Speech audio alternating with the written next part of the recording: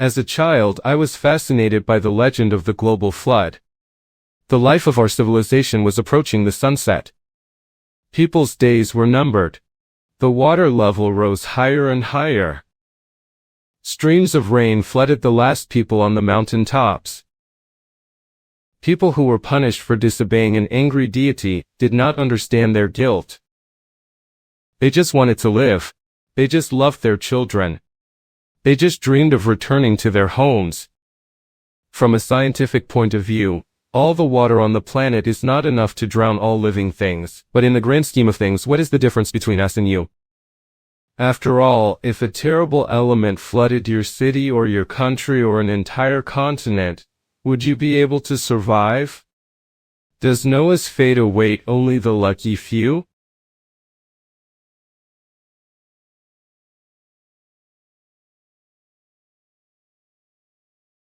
It happened on the morning of the 26th of December in the year 2004, 160 kilometers west of the island of Sumatra. Millions of years until this day, the ancient confrontation of the giants continued imperceptibly. The Indian lithospheric plate, which was once part of the single continent of Gondwana, pressed with increasing force on the neighboring Eurasian plate, twisting it and trying to squeeze it upwards from a depth of 30 kilometers, until the rising tension shot out like a compressed spring.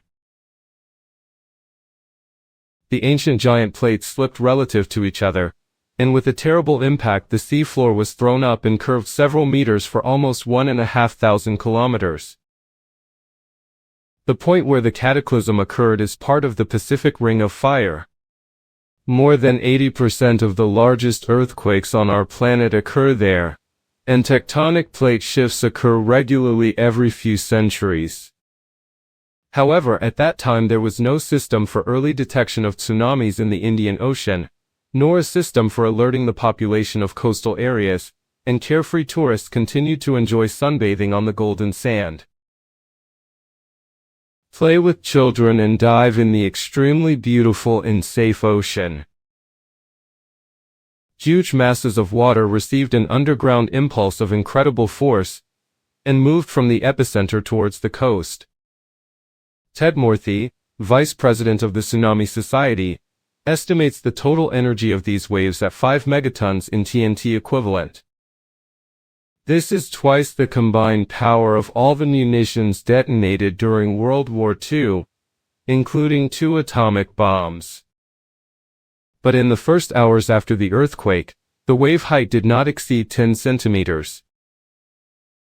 Having met such a wave in the open ocean, the vessel will not even feel the sway, but as the front of the wave begins to slow down into the coastal shallows, the height of the shaft increases dramatically with each passing moment. At the moment when the inhabitants of the coast and tourists saw the terribly incredible wave and realized that it brings death to all living things, its height reached 15 meters. This water monster made an unexpected impact on the shores of Indonesia, Sri Lanka, India, Thailand and other countries. People who rested on the warm sand under the hot sun, slept under the air conditioners in their rooms, chose lines on the menu before breakfast at a local restaurant. Everyone was taken by surprise. A dark gray wall of water swept away the beach with sunbeds and umbrellas in the first seconds. But with the same ease, without noticing the support, after 1 or 2 minutes she was already breaking the overpass. Rammed cars, destroying man-made metal and concrete. It didn't even matter who could swim better. A stream of overturned cars, uprooted palm trees and thousands of tons of smaller debris engulfed everything in its path. Dragged deep into the shore for a distance of several kilometers and threw everything there, without disassembling the twisted metal and the corpse of people. An hour after the disaster, people lucky enough to survive the first killing blow continued to die without medical attention in destroyed houses, under fallen trees and from their injuries, just lying in the dirt. Only a day later, the first aid managed to break through the garbage barricades built by the giant wave, and help those who managed to survive until that moment. Later, it was estimated that 300,000 people drowned, were left under the rubble of buildings, or were crushed by the flood on the coast during those days. Some of them were never found, and they are considered missing. The greedy ocean must have taken their bodies as the water pushed them back.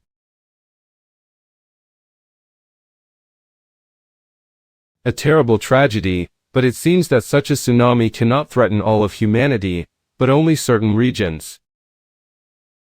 But if the source of the wave is a non-earthquake, what about something worse? This is the ancient Chicxulub crater. Its monstrous dimensions are 180 kilometers in diameter, and the initial depth is up to 20 kilometers. It was formed almost 67 million years ago, when an asteroid with a diameter of more than 10 kilometers crashed into the peninsula known to us as Yucatan at a tremendous speed. The impact on the site of the asteroid is estimated to be 100 teratons in TNT equivalent. And this is exactly 1 million earthquakes in the Indian Ocean. What do you think about the size of a tsunami 50 meters high? And 100?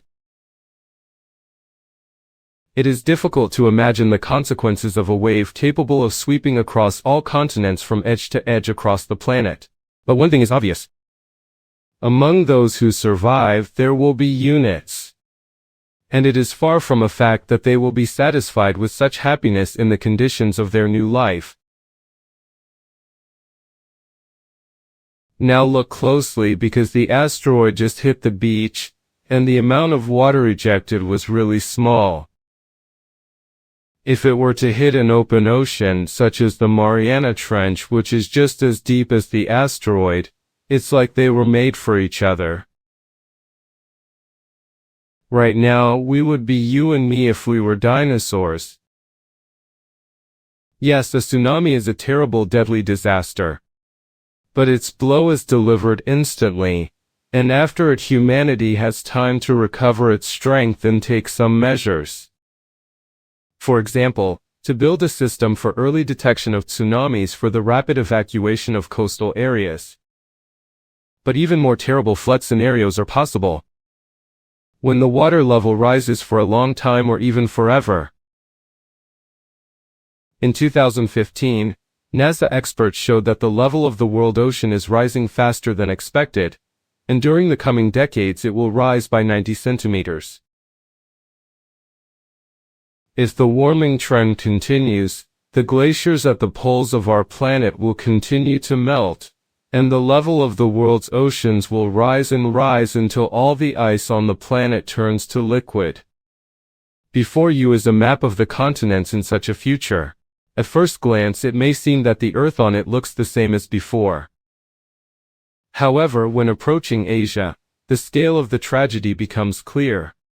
Such huge cities as Calcutta and Shanghai, with a combined population of nearly 19 million, will be swallowed up by the ocean. The real disaster will occur in densely populated areas of Southeast Asia, China, Bangladesh, and Indonesia. Areas where more than 1 billion people live will disappear underwater. The annual reduction of land mass will present new challenges to humanity. The area of arable land will decrease, and there will not be enough food for humanity.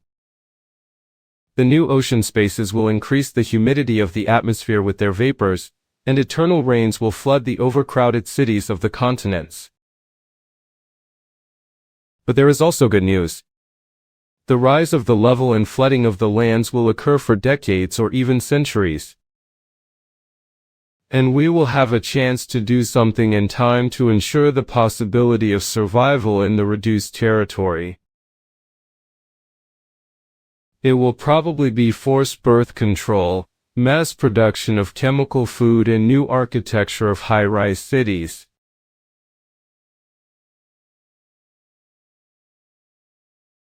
Of course, humanity feels safe. When considering possible scenarios of the apocalypse, a pandemic or a world war usually come up, but not a global flood. Few people believe him, but in fact the ancient Sumerians, Greeks, Arabs, Hindus and Chinese knew about the flood, often without the opportunity to communicate and transfer this knowledge to each other. We can only guess how terrible and deadly the ancient catastrophe was, if all the peoples of the world preserved the memory of it, even after thousands of generations. I wonder how likely it is to happen again. We now know that the terrible force of the impact of the wave, and the lack of food in a compressed and overpopulated area, are the most terrible threats to humanity in tsunamis and floods. But now you will understand that there are more dangerous factors that are not created by unbridled elements. We create them ourselves. In the history of mankind, you can find many different examples of the organization of ways of survival, and now I will show you 2 examples among the most recent ones. This is footage of the tsunami in Japan in the year 2011. About 18,000 people died under the impact of the terrible elements, and tens of thousands of survivors were cut off from the world. There was no running water and electricity in the affected areas. Colossal damage was done to the country's economy.